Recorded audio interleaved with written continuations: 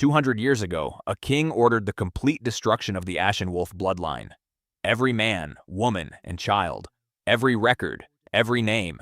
He wanted them erased so completely that history itself would forget they had ever existed. He almost succeeded. Almost. Because somewhere in the snow forest kingdom of Vorryn, one single thread of that bloodline survived. Passed down through generations of quiet, ordinary people who had absolutely no idea what they were carrying in their blood. Until now, until her. What you are about to hear is the story of the last Ashenwolf. She does not know what she is yet, but every wolf in the territory already does, and they are moving through the trees toward her door right now. This is Bloodless, Part 1. Stay with me from the very first word. That's because the moment this girl finds out the truth of what she carries, the truth of why 2 entire kingdoms spent a century trying to make sure someone like her could never exist again, nothing in this story will ever be safe again. Not her. Not the wolves hunting her, and not the one wolf who is trying, against every instinct and every order he has been given, to warn her instead of take her. Subscribe now, hit the bell, and do not go anywhere. The snow in the Vorryn forest did not fall the way snow fell in the villages. In the villages, snow came down obediently. Straight lines, predictable accumulation, the kind of snow that settled on rooftops and windowsills and behaved itself in the manner of something that understood its role and performed it without deviation. In the forest, it was different. In the forest, the snow moved the way living things moved, with intention, with preference, with the specific willfulness of something that had been doing what it wanted for long enough that it had stopped considering whether what it wanted was convenient for anyone else. It swirled between the ancient trunks in patterns that suggested conversation. It gathered in specific places for reasons that had nothing to do with wind direction. It covered certain paths and left others bare, as though the forest itself was making decisions about what it wanted found and what it wanted hidden, and the snow was simply the instrument of those decisions. Sable Voss had grown up on the edge of the Vorryn forest and had spent 20 years learning its decisions. She knew which paths it left open in winter and which it buried without apology. She knew which clearings the snow avoided. Places where the ground stayed inexplicably warm, even in the deepest cold, where the earth remembered something older than winter and refused to let winter cover it entirely. She knew where the trees grew in formations that created natural shelter, where the light came through the canopy at angles that felt deliberate rather than incidental, where the oldest roots rose from the ground in configurations that looked, if you had been looking at them long enough, like the remnants of architecture, like foundations, like the bones of something that had once stood and been deliberately brought down. She knew the forest the way you know something you have spent your entire life in proximity to. Not academically, not from study, but in the bone and the blood and the reflex. The knowledge that lives below thought and operates faster than thought, that does not wait for the brain to process before it acts.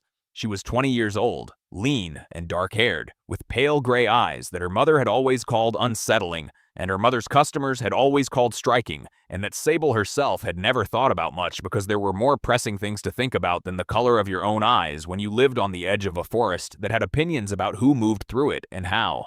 Today, the most pressing thing was the elk. She had been tracking it for 2 hours through the deep snow of the eastern corridor, that long stretch of forest between the Vorryn River and the ridge that marked the beginning of Greywolf territory. She was not supposed to go within a mile of the ridge. This was a rule her mother had given her at age 6 and repeated at intervals throughout her childhood with the specific, weighted emphasis of a person who was not offering guidance but stating a condition of continued existence. The kind of rule that did not come with extensive justification because the justification was considered self-evident. The ridge is their land. You do not cross it. You do not approach it. You do not give them reason to notice you exist. Sable had always accepted this rule without fully understanding it. The Greywolves were dangerous. Everyone on the forest edge knew the Greywolves were dangerous the way everyone knew deep water was dangerous. The way you internalize the nature of a threat without needing to experience it personally to be entirely convinced of its reality. The northern packs had been expanding their territory for 3 years now, pushing the boundary markers further south with every season, and the villages along the forest edge had been quietly, efficiently relocating away from the new lines without making noise about it, because making noise about Greywolf territorial expansion was another reliable method of giving them reason to notice you. The elk, unfortunately, had not been given the rule. It had crossed into the ridge's shadow 40 minutes ago, moving with the unhurried confidence of an animal that understood where it stood in the forest's hierarchy and had correctly concluded that standing was adequate. Sable had followed because the elk was large and winter was long, and her mother's stores were lower than they should have been at this point in the season. And the calculation was simple. Risk versus necessity, assessed with the pragmatic arithmetic of someone who had been performing that calculation her entire life and had developed a reasonably reliable instinct for where the balance actually sat versus where caution insisted it should. She was close now, 25 yards, perhaps less. The elk had slowed, head dropping to nose at something beneath the snow's surface, and Sable moved with the specific quality of motion that was not the absence of movement but the precise management of it, each step placed with the full deliberate attention of a person who understood that the difference between a successful hunt and an unsuccessful one was often measured in the particular density of a single footfall at the wrong moment. She was 15 yards out when she smelled it. The smell arrived before her conscious mind had processed it as a smell. Her body knew it first, a full system response that moved through her like a current, dropping her into a crouch behind the nearest trunk with her bow half drawn before the thinking part of her brain had finished forming the question of what exactly she was responding to. The elk startled and crashed away through the underbrush, disappearing into the eastern trees, and she was not thinking about the elk anymore. She was thinking about the smell. She did not have a name for it. She had never encountered it before, not in 20 years of living on the forest's edge, not in all the times she had pushed closer to the ridge than her mother's rule technically permitted. It was not animal, not entirely, or not only. It was layered the way complex things are layered. Multiple distinct notes arriving simultaneously. Pine resin and cold stone and something mineral and ancient beneath both of those, and then beneath the mineral something else. Something that her blood responded to with an urgency she did not understand and did not trust. Danger, her blood said, and then, contradictorily, immediately afterward, known. How could something be dangerous and known when she had never encountered it before in her life? She pressed her back against the trunk and controlled her breathing and listened with the full attention she had developed over 20 years of hunting in a forest that did not tolerate inattention. The forest was very quiet. Too quiet. The specific organized quiet of a space that has reorganized itself around something large and aware moving through it. The small animals gone still. The birds absent from branches they had occupied moments before. The wind itself seeming to hold in deference to something that had decided to move through the trees and preferred not to have the passage announced. This was not the quiet of an empty forest. This was the quiet of a forest that was paying attention to something and had decided collectively that the correct response was stillness. Then she heard the voice. "You shouldn't be here." It came from her left, closer than anything should have been able to get without her hearing the approach. Low and controlled, carrying the specific quality of someone stating a fact rather than issuing a warning, though in this particular case, the fact and the warning occupied the same sentence. She spun, arrow drawn, and found him. He was standing 10 feet away between two ancient pines, and she processed him in the rapid involuntary accounting of a person whose continued existence might depend on accurate assessment. Tall, broad, perhaps mid-20s, with dark hair and the kind of physical stillness that was not relaxation but its precise and deliberate opposite. He was dressed in the heavy furs of someone who spent extended time in deep winter forest, and his eyes, which were fixed on her with an attention so complete it felt like physical pressure, were the color of amber lit from inside. Gold. She had heard about the Greywolves' eyes. Everyone who lived on the forest edge had heard about the Greywolves' eyes. The amber gold that distinguished them in human-presenting form, the biological signal that the Iron Pact's hunters used to identify targets at distance. The feature that appeared in every description of every encounter that had ever been reported and survived the reporting. She had heard about it the way you hear about the specific symptom of a dangerous disease. Clinically, informationally, with the understanding that encountering it in practice would mean something had gone significantly wrong. Something had gone significantly wrong. "I was tracking elk," she said. Her voice was level. She was specifically proud of that. "You crossed the boundary marker." He had not moved. He was not looking at her bow with any particular concern, which told her something about the relative assessment of their respective capabilities that she did not enjoy knowing. 20 minutes ago. Onto the marker on the eastern pine, 3 claw cuts at shoulder height. "I didn't see it. You saw it." The gold eyes held hers without blinking. "You slowed when you passed it. You looked directly at it." A pause that had weight in it. "You crossed it anyway." She had. The calculation had extended to the boundary marker, risk versus necessity, and the elk had been on the wrong side, and necessity had won the assessment. She did not confirm this. "I'll leave," she said. "Yes," he agreed. "You will." He still had not moved, and she had still not lowered the bow, and they regarded each other across 10 feet of snow-silenced forest with the mutual, After careful assessment of two people who were both simultaneously trying to determine exactly what they were dealing with and whether what they were dealing with required immediate action or the slightly more sustainable approach of continued watchfulness. Then his expression changed. It was subtle, the kind of change that a person who was not paying close attention would miss entirely. A fractional shift in the set of his jaw, a change in the quality of his stillness, from the stillness of enforcement to something more complex and less categorizable.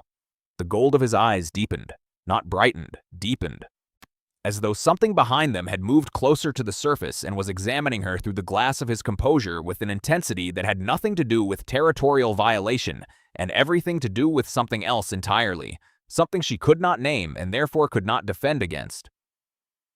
He looked at her the way the forest looked at things it had decided to keep. "Your family name," he said. "That is not your business." "Your mother's family name," he said, as though she hadn't spoken, with the specific quality of a person not dismissing what she had said but simply operating on a different and more urgent track. "Where did they come from before the valley?" The question landed wrong. It was wrong in its specificity.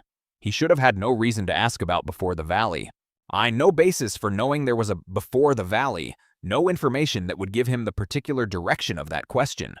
It was wrong in the quality of attention behind it, which was not the attention of curiosity or even of interrogation, but of something that had been waiting to ask this specific question for a specific reason and had just found the specific person it needed to ask. It was wrong in the way it made her blood respond. That same urgency, that same contradictory combination of danger and known, pressing against the inside of her chest like something that had been kept very still for a very long time and was no longer entirely certain it could maintain the stillness. "I don't know what you're referring to," she said. "You will," he said quietly. "Soon." Something moved through his face. Not pity, not quite.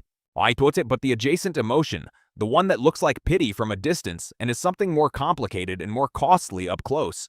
There are things moving in this territory that you don't know about yet. Things that have been moving toward you for a very long time." He paused. "The elk was not why you crossed the boundary today. The elk was the reason you told yourself," he said. "The blood brought you here. It has been bringing you closer to this line for months, and you have been following it and calling it hunting and tracking and practical necessity, because those are the names that made sense." He looked at her steadily. "They are not the real names." The silence between them was the kind that has too much inside it to be broken quickly. She kept the arrow drawn. She kept her breathing controlled. She did not let the thing in her chest that was responding to him, to his voice, to the smell, to the gold of his eyes that her blood cataloged with an attention she did not authorize. She did not let any of it reach her face. "Leave the eastern corridor before dark," he said, and his voice had returned to the flat factual register of the initial warning, the personal stripped back out of it, the careful reinstallation of distance. Not because of the boundary, because of what moves through this corridor after dark now. He held her gaze for one more moment. "And do not come back to this part of the forest alone." He stepped back. One step. Then he was gone. Not gone the way a person is gone when they turn and walk away through observable space. Gone the way the forest made things disappear when it decided they were finished being visible. Between one breath and the next, the space between the pines where he had stood was simply empty. The snow undisturbed, the trees unchanged.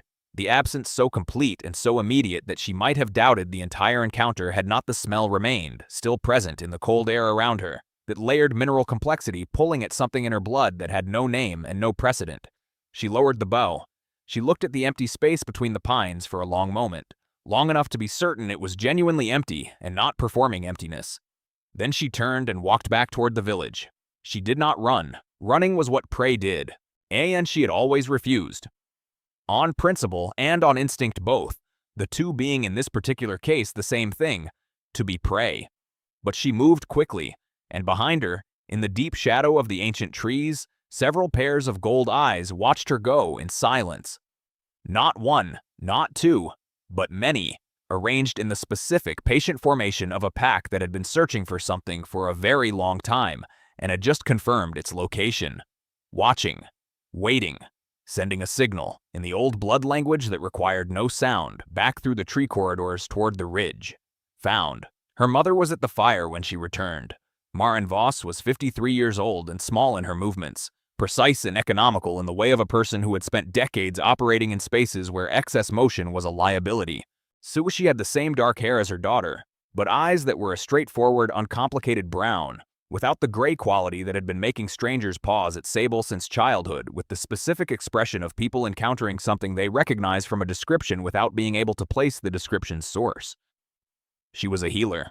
Not officially, not with the certification the Iron Pact's administrative territories required, and enforced with the particular enthusiasm of an organization that understood that controlling access to healing was one of the more reliable methods of controlling the people who needed it. But in the practical sense that mattered in villages on the forest edge, on where the nearest certified physician was a full day's travel in good conditions and people sustained injuries that did not have the courtesy to wait for good conditions. She looked up when Sable came through the door, and the look she gave her was the rapid, comprehensive assessment that Sable had been receiving her entire life without fully understanding. The look that started at the boots and moved to the face and back again in under a second, checking for something specific. Always checking for something specific, and always finding or not finding whatever it was checking for, and filing the result without comment. "No elk," Marin said. "No elk." Sable hung her bow on its hook and moved to the fire. I went close to the ridge. The silence that followed was a particular kind, not the silence of a person with nothing to say. But the silence of a person constructing the architecture of what they were going to say with the care of someone who understood that this specific conversation, once begun, could not be unbegun. "How close?" Marin said. "Close enough to cross the boundary marker." Sable turned to look at her mother directly. "Close enough to meet one of them." Marin set down the dried herbs she had been sorting. Her hands, Sable noticed, became completely still. Not the stillness of shock, but the trained stillness of a person receiving expected news and managing the reception of it. The stillness of a woman who had been rehearsing this moment for 20 years and was now inside it and discovering that rehearsal and reality, as always, were imperfect translations of each other. "What did he say?" Marin said. "Not. What happened? Not. Are you all right?" What did he say? The specific pronoun, the singular, as though she already knew the precise shape of what had occurred, had always known the shape of what would eventually occur, had simply been waiting for the specific evening on which it became actual. "He asked where your family came from before the valley," Sable said. "He knew there was a before the valley. He knew we weren't originally from here." She watched her mother's face with the attention she usually reserved for the forest. How did he know that? Marin was quiet for a time that was longer than the question warranted if the answer were simple. "Sit down," she said. "Tell me standing." Marin looked at her daughter. Then she looked at the fire. Then she looked back at her daughter with the expression of a woman who has been carrying a specific weight for so long that she has forgotten what she weighs without it, and who is about to discover that the setting down of it is not the relief she imagined, because the thing she has been carrying turns out to have been also, in ways she did not fully account for, holding her up. "Your grandmother," she said, "was not from this valley. She came from the north. From a territory that no longer exists, a territory that was destroyed 200 years ago, along with everyone who lived in it." She paused. "Almost everyone." Sable looked at her. "What territory?" "The Ashenwolf lands," Marin said. The fire crackled. The snow continued its quiet work outside the window. Somewhere distant, too distant to be certain of its direction, a wolf called once into the night and stopped, and the stopping was somehow more significant than the call had been. Sable had heard of the Ashenwolves. Everyone in Vorryn had heard of the Ashenwolves, the way everyone had heard of the Bloodless War, the way everyone had heard of the Accord of the Three Factions that had been supposed to end it and had instead simply formalized the ongoing hostilities into something with more paperwork. The Ashenwolves existed in the territory's history the way significant catastrophes exist in history. Not as lived memory, but as cautionary legend, as the story referenced to explain why certain things were the way they were. As the event whose consequences had so thoroughly shaped the present that the present could not be fully understood without it.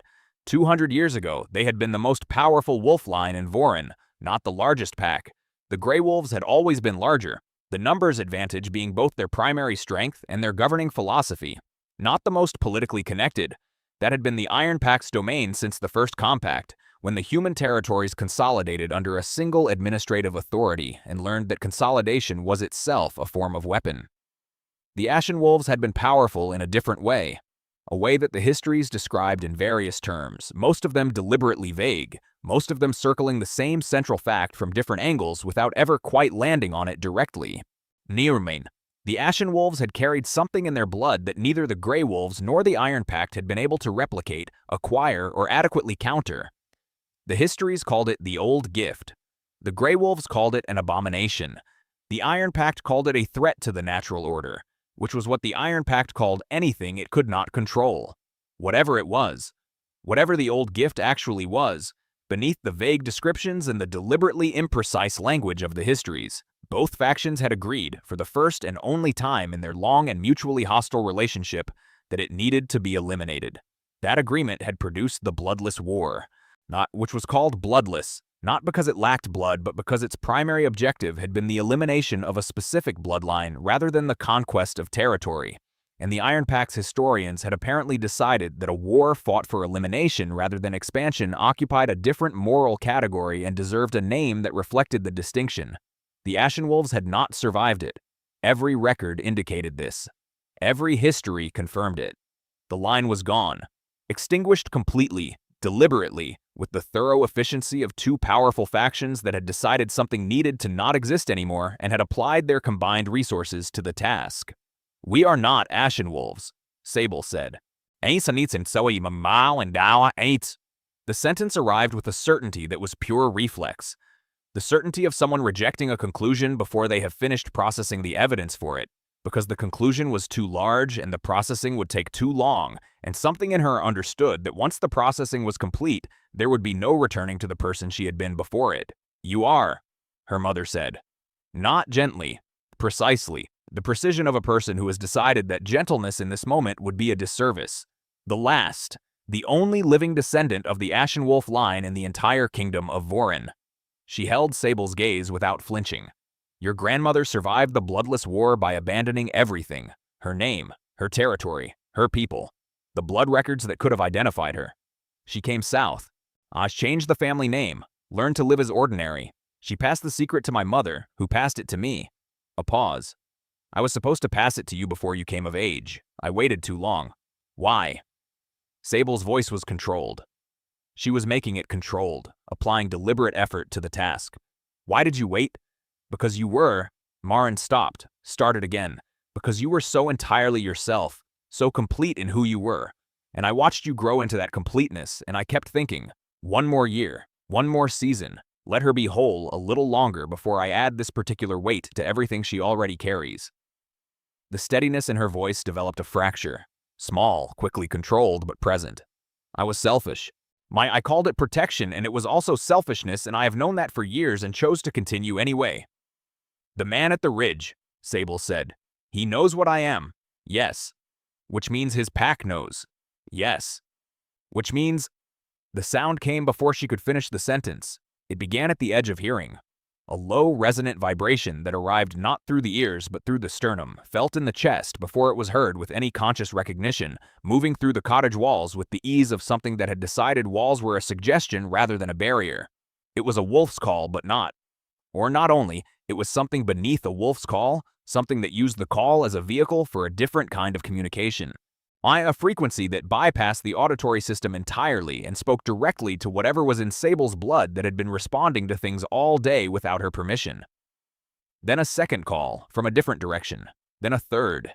Then they were everywhere. North, east, south, the organized chorus of a coordinated pack that had found its objective and was signaling the confirmation to every other pack within range. The sound filling the night with the specific, efficient quality of a system that had been waiting for this signal and was now executing everything that came after it. Marin was on her feet before the third call finished. "We have to go," she said. The emergency pack was in her hands, pre-assembled, its existence confirming everything she had just said about knowing this night was coming and choosing delay anyway. Now. Without stopping for anything. Where? Sable was already moving. Already reaching for her bow, already performing the rapid triage of what was essential and what was not when essential was being measured against the weight of moving fast. "Where do we go that a full coordinated pack cannot follow?" "There is one place," Marin said, pulling the pack onto her shoulders and moving toward the door. "One place in this territory where Greywolf pack law cannot reach, where Iron Pact jurisdiction does not extend, where everything that is organized against you tonight is forbidden to go." She pulled the door open and the cold came in like something that had been waiting on the threshold. "The Ashenwolf ruins." Sable stopped moving for one full second. The ruins were destroyed in the Bloodless War. The structures were destroyed. The land was not. Marin looked at her daughter across the threshold. "Blood built those ruins, Sable. Blood soaked that ground 200 years ago, and blood has a longer memory than stone. She stepped outside. The ruins remember whose blood built them, and they have been waiting for someone of that blood to come back. The howling rose again. Closer now, definitively closer. The distance between the sound and the cottage measurable not in miles anymore, but in minutes. Sable followed her mother into the dark. They ran through the western forest for an hour before either of them spoke again. Marin led without hesitation, navigating a path through the ancient trees that she had clearly maintained in memory for exactly this purpose, not worn into the ground by regular use, which would have been visible and therefore dangerous, but kept alive internally, refreshed through some private practice of recall that had kept every turn and marker and route formation current through 20 years of deliberate non-use. Sable ran behind her and watched their back trail and listened. The howling had shifted within the first 10 minutes. Directional, organized, the sound of a coordinated search pattern rather than a stationary signal. They had found the cottage empty. They were mapping the tree line now, establishing the departure point, triangulating from multiple positions with the efficient methodology of a pack that had been doing this kind of work for generations and had refined it past the need for explicit coordination. "How many?" Sable said, when the silence had stretched long enough to become its own kind of pressure. Enough to cover all the obvious routes. Marin vaulted a route without slowing, which is why we are not taking an obvious route. And the ruins, how far? Another 2 hours at this pace. A pause for a gap between trunks. Possibly less. The forest cooperates with Ashenwolf blood on the approaches to the ruins. It has always done that. I have tested it myself before you were born. You tested it. I needed to know the path was real, that your grandmother's instructions were accurate and not the confused memory of a woman who had been through a war and might have been remembering what she needed to believe rather than what was true. Marin's voice was steady and moving. The path is real. The forest's cooperation is real. I have confirmed both. And the ruins themselves, what are they? What remains of the Ashenwolf stronghold? The central structure was brought down in the war, but the foundation stones are still there. The ash stone at the center, which is the oldest thing in this territory, older than the kingdom, older than the factions. It predates every political entity that has since decided it has authority over this land. A pause. And it remembers. Sable ran and processed and watched the trees. The western forest was different from the eastern in ways she had always noted without fully understanding. Darker, more complex in its root architecture, quieter in a way that was not absence of sound, but the presence of a different kind of sound. A low, continuous resonance that she had always attributed to wind behavior in the old-growth canopy and was now reconsidering. The trees here were enormous beyond the ordinary enormous, their trunks requiring multiple people with linked arms to encircle, their root systems creating the topography of a landscape rather than simply belonging to it. And she noticed as they ran that the forest was helping. Not in any dramatic way, not parting before them like a story's magic, not clearing obstacles with visible intent. But the path Marin followed, which should have been difficult in the dark and the deep snow, was easier than it should have been. Snow that should have been knee-deep was consolidated to ankle depth on the specific strips of ground they crossed. Routes that should have been invisible under snow cover were somehow exactly visible, their edges catching moonlight at the precise angles that made them navigable rather than hazardous. The low canopy branches that should have required constant ducking were above head height, as though the forest had taken a breath and lifted itself slightly to accommodate their passage. "It knows we're here," Sable said. "It has known you were here since you were born," Marin said. "I believe it has been patient." Behind them, far enough back to be non-immediate, but close enough to be non-ignorable, the howling had found a new configuration. Lower, more sustained, the sound of a pursuit that had located its track and settled into the long-form methodology of following rather than finding. They were behind her, they had her direction, they were not rushing. A pack that knew where something was going could afford to be methodical, which meant the ruins needed to be closer than 2 hours. "Tell me about the old gift," Sable said. The silence that followed this was different from the earlier ones. Not the silence of management, but the silence of a person deciding how much truth was appropriate to the situation, weighing the competing risks of too much against too little, calculating which category of error was more dangerous in the specific conditions of running through a dark forest with a coordinated pack behind them. "What do you know about it?" Marin asked. "What the histories say," which is almost nothing. Deliberate, almost nothing.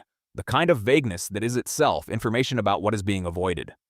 The histories say almost nothing because the people who wrote them were either Iron Pact administrators who wanted the knowledge suppressed or Greywolf chroniclers who wanted it forgotten, Marin said. The Ashenwolves kept their own records. What survived of those records was passed down with the bloodline. With us. With us. Then tell me what the records say. Marin was quiet for another moment. Then she spoke with the quality of someone reciting something learned long ago and preserved carefully, not the loose paraphrase of ordinary memory, but the precise recall of something that had been kept in the specific form it was given because the specific form was understood to be part of the content. The Ashenwolves were not simply a powerful wolf line, she said. They were the original wolf line, the first, the bloodline from which all other wolf lines in Vorryn descended over thousands of years of divergence and dilution. She paused. The old gift was not a special ability, not a weapon, not the thing the Iron Pact feared it was. It was simply wholeness. The Ashenwolves carried the original blood in its complete form, undiluted, unchanged. Every other pack in Vorryn carries a fragment of that original. The Ashenwolves carried the whole. And that was enough to justify extermination. That was enough to justify two factions who hated each other agreeing to cooperate on extermination. Yes. A root. A gap. The forest continuing its quiet assistance. Because a wolf who carries the whole blood does not belong to any faction's hierarchy, cannot be placed in any faction's hierarchy. The Greywolves' entire social structure is built on the dominance of the strongest current bloodline. An Ashenwolf, an actual Ashenwolf, blood active and fully expressed, stands outside that structure entirely, not above it, simply outside it, neither below the Greywolf alphas nor subordinate to them. Separate from the hierarchy in a way that the hierarchy cannot accommodate without the hierarchy ceasing to be what it is. Sable ran and listened and felt the information arriving in her blood before it fully arrived in her mind. Not as revelation, but as recognition. The specific recognition of something you have always known at a level below language finally receiving language and becoming speakable. And the Iron Pact, she said. The Iron Pact's authority over the human settlements in Vorryn is contingent on the wolf threat being manageable, on the wolves being a danger that the Iron Pact can position itself as the protection against. An Ashenwolf is not a manageable danger. An Ashenwolf is, according to the oldest records, the thing that both wolves and humans answer to when the original law is invoked. Not a political authority, not a military power, but a blood authority. Pre-political, pre-factional. Marin paused. The Iron Pact cannot be the protection against something that supersedes its own legitimacy. So they killed us. They killed everyone they found. They missed your grandmother. A pause. They have been looking ever since. The Greywolves have maintained search protocols for 2 centuries. That is what the boundary expansions are actually about, not territorial ambition. They are systematically mapping the settlements along the forest edge, testing bloodlines, searching for the resurgence they were told to prevent. And the man at the ridge today found what the search has been looking for, Marin said quietly. Yes. Sable processed this while her boots moved through the snow and the ancient trees moved past on either side and the forest continued its careful assistance and behind them the organized pursuit continued its patient, methodical approach. She was the last of an extinct bloodline that 2 kingdoms had spent 2 centuries ensuring stayed extinct. She was 20 years old and had never shifted, had never felt the pull of the moon the way the stories described the pack-born wolves feeling it, had never experienced the involuntary urgings that were apparently a standard feature of wolf blood in adolescence, had grown up entirely without any of the markers that distinguished the wolf-blooded from the fully human. She had always been simply herself, sharper instincts than most, better in the forest than most, but capable of things that had no explanation she had ever applied serious thought to because the explanations available had always seemed disproportionate to the evidence. She thought about the smell at the ridge, the blood response, the thing in her chest that had been pressing against its own boundary all day without her permission. She thought about the man with gold eyes who had warned her instead of taking her. The wolf at the ridge, she said. He warned me. He had the opportunity to take me, and he chose to warn me instead. She kept her eyes moving across the tree line as she ran. Why would a gray wolf warn the thing his entire pack has been searching for? Marin was quiet for long enough that the quiet became an answer of its own kind. What? Sable pressed. There is something I did not tell you yet, Marin said carefully. Something in your grandmother's records about the nature of the search, about what the Greywolves were told to do if they found a living Ashenwolf. She paused. And about what the oldest blood law of Vorryn, the law older than either faction, the law that even the Greywolf alphas cannot override if it activates, dictates must happen when an Ashenwolf is found. Tell me. The blood law requires that the discovering wolf. Vorryn stopped. The forest around them had changed. Not dramatically, not in any way that a person without 20 years of its specific literacy would have noticed. But Sable noticed. The temperature had dropped 3 degrees in the last 100 yards. The resonance she had been feeling in the old-growth canopy had shifted in frequency. The snow on the ground was behaving differently, not being cleared for their passage now, but rising slightly.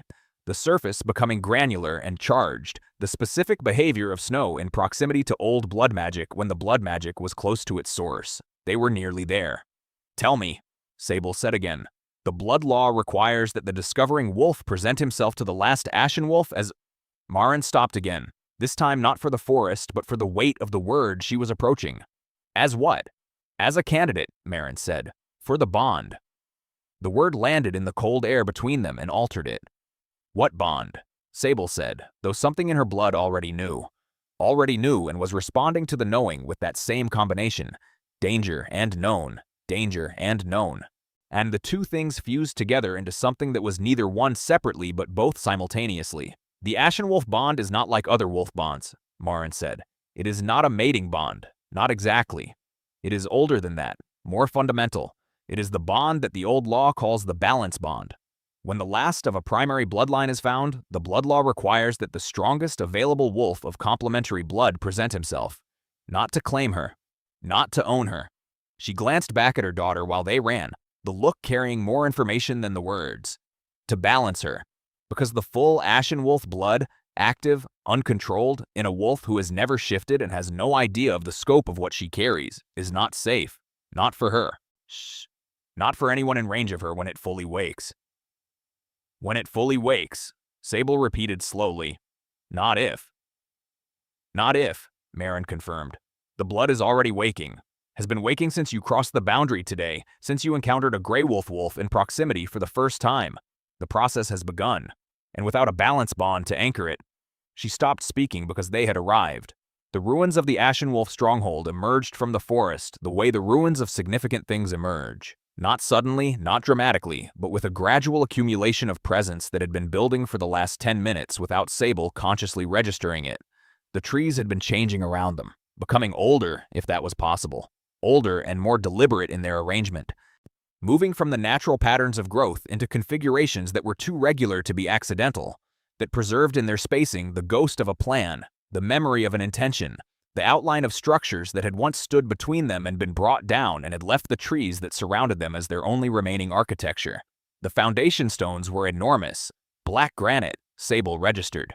Not the gray granite of the Vorryn Ridge or the brownstone of the village buildings, but a true deep black. Light-absorbing in the moonlight the way certain things are light-absorbing, the way the color of something is itself a statement about its nature.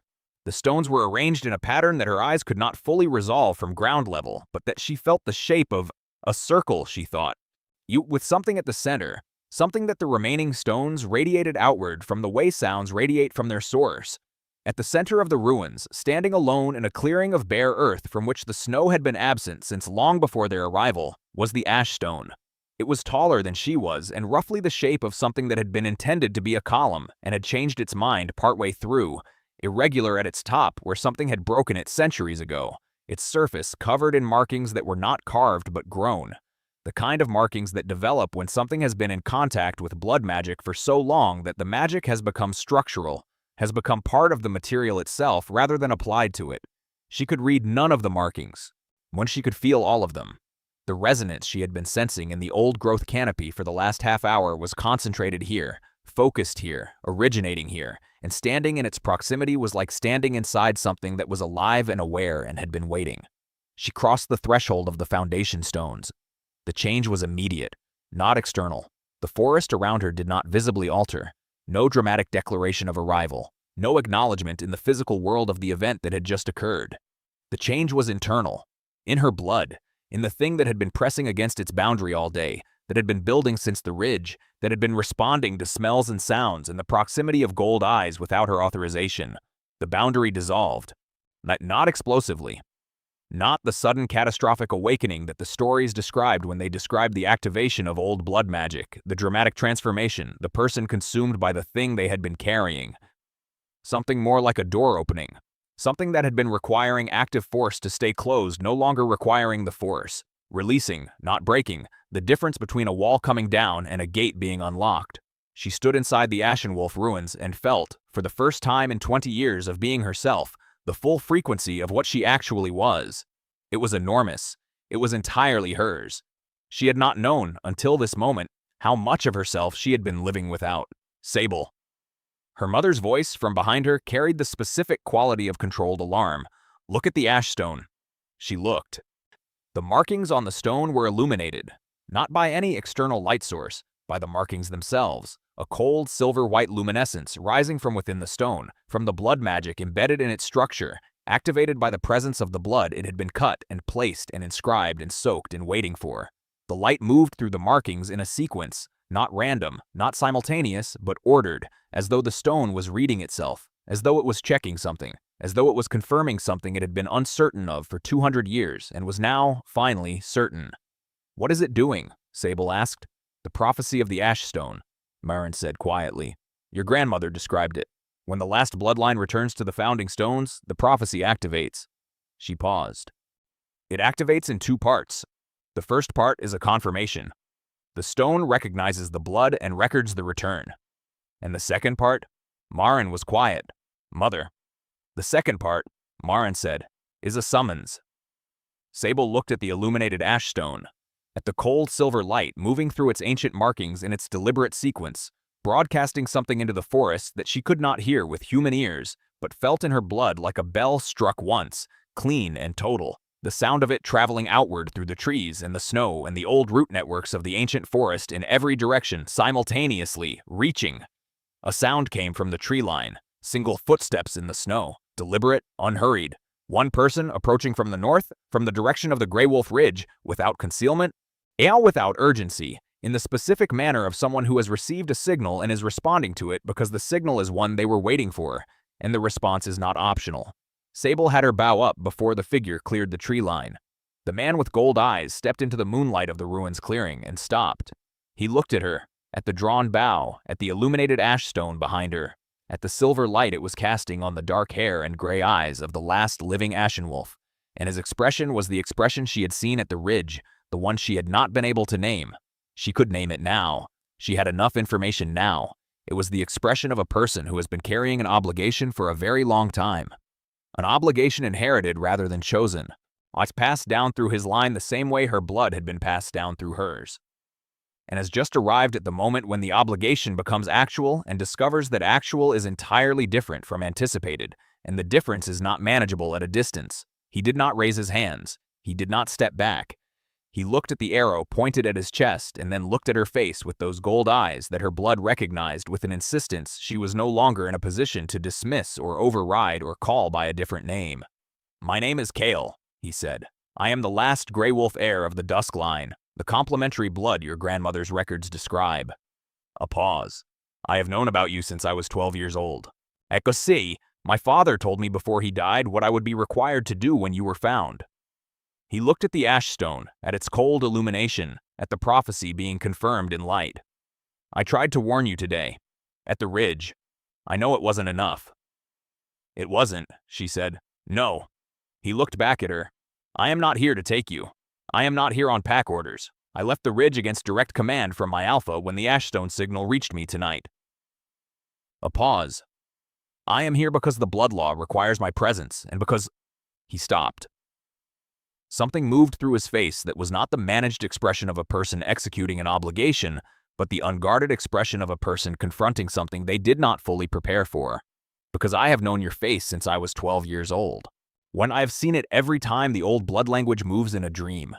And I could not. When the summons came and I knew what it meant, I could not send someone else." The silver light from the ash stone moved between them. The forest was quiet in the specific way it was quiet when it was paying attention to something it considered important.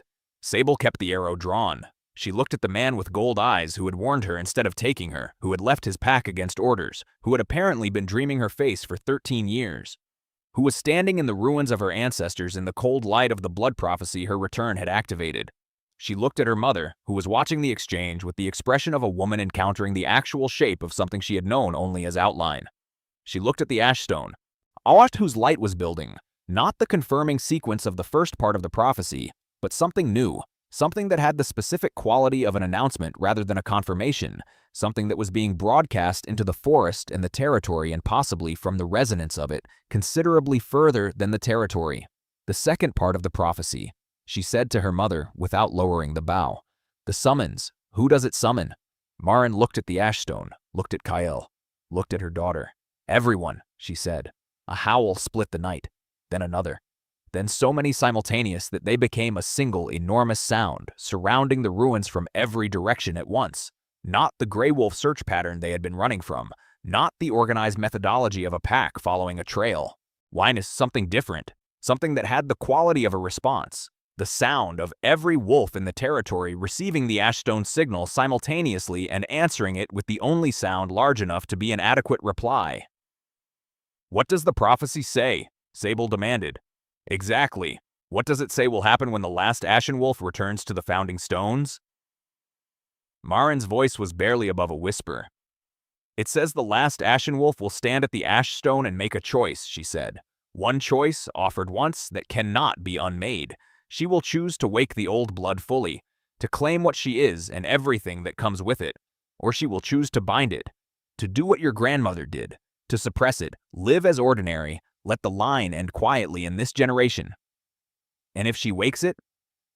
If she wakes it, Marin said, Amity the Ashenwolf blood returns to Vorryn in full. The balance of every faction shifts.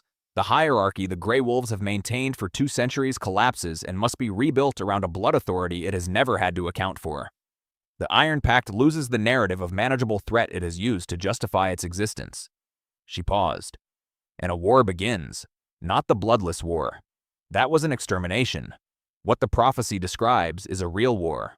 The war that the bloodless war was supposed to prevent. And if she binds it, then the line ends. The last Ashenwolf lives out her life as ordinary, unknown, safe, and in another generation the blood dilutes below activation threshold and the Ashenwolves are truly, finally gone. Marin looked at her daughter across the cold silver light. No one comes for her. No one hunts her. Idibus, she is ordinary and she is safe and she is no one. The howling outside the ruins reached its peak, enormous, surrounding the entire territory's wolf population answering the Ashstone's broadcast. Kale stood at the tree line with his gold eyes and his 13 years of dreamed obligation and his expression that was both managed and not, both the face of an heir executing a blood law and the face of a person encountering something that exceeds the category of obligation entirely. The Ashstone's light was building towards something, a threshold, a culmination, the approach of the moment when the prophecies offered choice would be made, or the moment would pass and the choice would be made by default. Sable looked at the arrow in her hand. She lowered it. But not because the danger had passed. The howling made clear that the danger had not passed, that the danger was in fact compounding with every second the Ashstone's light continued to build. Not because she had decided, not because any of the available choices had revealed itself as obviously correct, obviously survivable, obviously worth what it cost.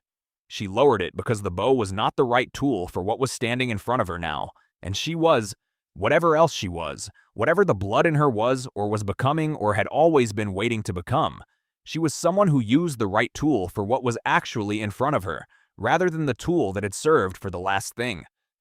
She looked at Kale. The balance bond, she said. The blood law. What does it actually require? Not the version that serves the Greywolf hierarchy. The actual blood law. He was quiet for a moment. Then, it requires that I stand with you. Whatever you choose. Whatever comes after the choice. He held her gaze. Not for the pack. Not for the alpha. For the blood law, which predates both. A pause. And because I was told. By my father, who was told by his. Going back 8 generations, to a Greywolf elder who witnessed the bloodless war and spent the rest of his life in shame over what he had participated in, I was told that if we were ever given the chance to make it right, we had an obligation to take it. Make what right? Everything, he said simply. All of it. The Ashstone's light reached its peak. The choice was now. Outside the ruins, the territory held its breath. She is standing inside the ruins of everything her bloodline was. The blood that 2 kingdoms spent 200 years trying to erase is fully awake in her for the first time, pressing against her from the inside, waiting. A wolf she met 4 hours ago is standing in the cold silver light of a 200-year-old prophecy, telling her he has been dreaming her face since he was a child. And outside the ruins, outside the only place in the territory that is forbidden ground, every wolf in Vorryn is answering the Ashstone's call. She has one choice, one moment, and what she decides in the next 60 seconds will determine whether the world she was born into survives the next year. Part 2 of Bloodless is coming, and I need you to do 3 things right now. Subscribe so you don't miss it. Drop a comment telling me what you think she is going to choose, and share this with someone who needs a story that hits this hard, because Part 2 does not slow down. Part 2 is where the war begins, and the first casualty, Wes, is going to shock you.